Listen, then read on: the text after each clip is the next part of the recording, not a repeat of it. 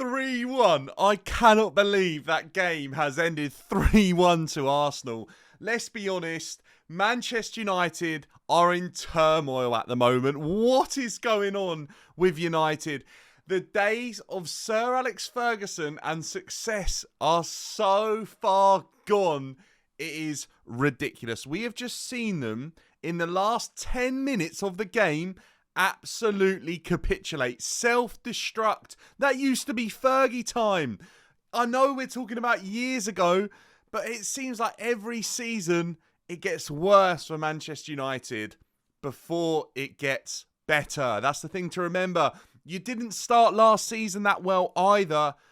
It doesn't look like you're starting this season again. Maybe you're just slow burners under Erik ten Hag, but, and this is a massive but, how on earth, after the antics of this summer's transfer window, have you finished the game with Harry Maguire and Johnny Evans as your centre-backs? That is laughable. You're looking at two fridge freezers as your centre-backs. Any bit of pace over the top or in behind, they didn't have a chance. They got turned in circles of tanks.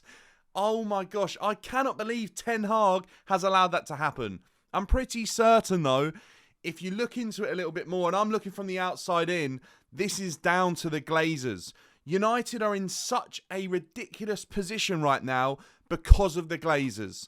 They are obviously not the reason that they've gone and capitulated in the last 10 minutes. That comes down to mentality, down to who's on the pitch, down to how the manager set up his team and what he's trying to get out of the game. They were going for the win. We saw that when Garnacho broke through and had the disallowed goal. It left them susceptible at the back with the two fridge freezer geezers. Honestly, I don't blame Ten Hag for doing that because they need the points. They want to progress. They want to improve.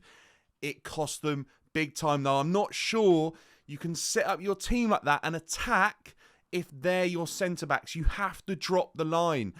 Johnny Evans and Harry Maguire have both been exceptional in defences that sit back and defend all game. They never do that at Manchester United. They're high up.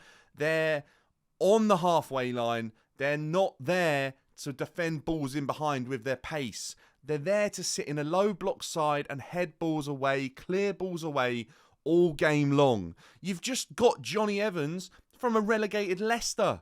Leicester spent all season trying to defend in a way that didn't suit their defence, and you're applying Johnny Evans to a similar scenario. It just doesn't make sense to me. Harry Maguire's never really worked at United because he's asked to do something that he isn't capable of doing, and that's defending higher up the pitch. I bet Ten Hag is so frustrated, absolutely gutted that that's how he's had to end the match. And the fact that they're probably both at the club. They've had to get Johnny Evans because the Glazers invest no money into Manchester United. It's as simple as that. If the Glazers wanted to put money into the club, they wouldn't be signing a player like that. But we also have to talk about their recruitment. The players that they've bought, Mason Mount for 55 million. They were linked with Dazarsi and let him slip away to Chelsea. Honestly, I don't understand what happens at these clubs. They have so much money. They're huge businesses. And the recruitment is just an absolute joke. The thing that actually could propel these clubs and these teams up the league is a shambles. It's an absolute shambles in more than just one club. And to be honest with you, on the whole, American ownership at football clubs, it's not very good. I'm struggling to find many examples where they've excelled. I really am. You let me know, but I feel sorry for Manchester United fans with the Glazers. It's been going on for so long. It finally looked like they were going to sell, and it's come out. The news today is that they've decided to withdraw from the sale process because no one has met the valuation of 10 billion. They are ridiculous numbers. Manchester United at this moment in time are not worth £10 billion. Yes, they are a massive club. Yes, they are super, super marketable. They are the biggest club in England and probably in the top 5 in the world. It's crazy to think, though, that the Glazers won't sell for less than 10 billion. They got stupidly good offers. I can't believe they haven't sold. It's all because they just want to keep milking the cow dry. It's as simple as that. in terms of the football, I think Ten Hag is still the right manager for you. I was so impressed when Højlund came on. Manchester United looked like a different side. That kid looks good. He looks like that's what you've been missing. He's strong, he's quick. He is literally, and I know people were making a joke of this, but you're looking at Haaland from Wish, potentially he could be even better than that.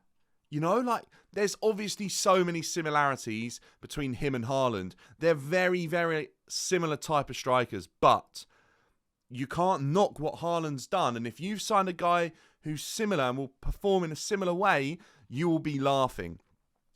I worry, though, with some of Manchester United players. I thought Dalot was really good. I worry about the defence now if there's injuries there. I worry about Onana. I'm not sure whether or not he could do better with that goal. He got a hand to it, but obviously was never going to keep it out. I think he's probably your best signing of the summer, bar Højlund, if it turns really, really good for him. I think Amrabat is really needed. The quicker you can get him playing 90 minutes and in your side will be so important. Mason Mount wasn't the solution ever for Manchester United. Mason Mount needs to play, and this is from a Chelsea fan, higher up the pitch. He needs to be playing in Bruno's position, but he isn't good enough. He's not Bruno. How on earth Garnacho doesn't get more minutes always shocks me. This kid is way better than Anthony. Ten Hag is obviously sticking with his boys. He's built the whole of Manchester United on his boys. It's a team of guys that he's coached and knows of from previous clubs and leagues. That's why you signed Mount, because you knew him from Holland. It's a weird one. Money's spent in weird places at Manchester United, just as it is a lot of other clubs. But when you're the biggest team and it was right for so long, it just absolutely baffles me. But Arsenal weren't even that good. Arsenal were not that good. It was just when you started pushing for the win and you had those two in defence, you just knew it was going to go wrong. And quite frankly, I was sat there laughing to myself because I knew and I could see it developing. And there we go. In injury time, Fergie time, it just went completely the other way. Arsenal, a massive, massive win for them. To be honest, I don't think they look amazing this season. I don't think they look as good as they did. But sometimes, if you're picking up results and you're looking okay in games like they did today, they've got 3 goals that absolutely flatters them. Sometimes that's all you need. They go into the international break on a high. They've beaten United. Arsenal's probably, I know people talk about Tottenham, but for me, Arsenal Man United is one of the biggest games of the season. That is a massive game, and I think it's one Arsenal are always fearful of. That's a massive win. Declan Rice will be on such a high after getting that goal. Obviously deflected off Evans as well, I believe. Where do United go from here? I'm sure it will be okay. But right now, Manchester United fans, you must be so deflated. If you can leave a like, if you're new, if you're a Manchester United fan, welcome to the channel. If you feel like you want to subscribe and just keep up to date with the football content, I'd really appreciate that. I will catch you in the next one, and I hope you can enjoy your international break, United fans, after that horrific final 10 minutes.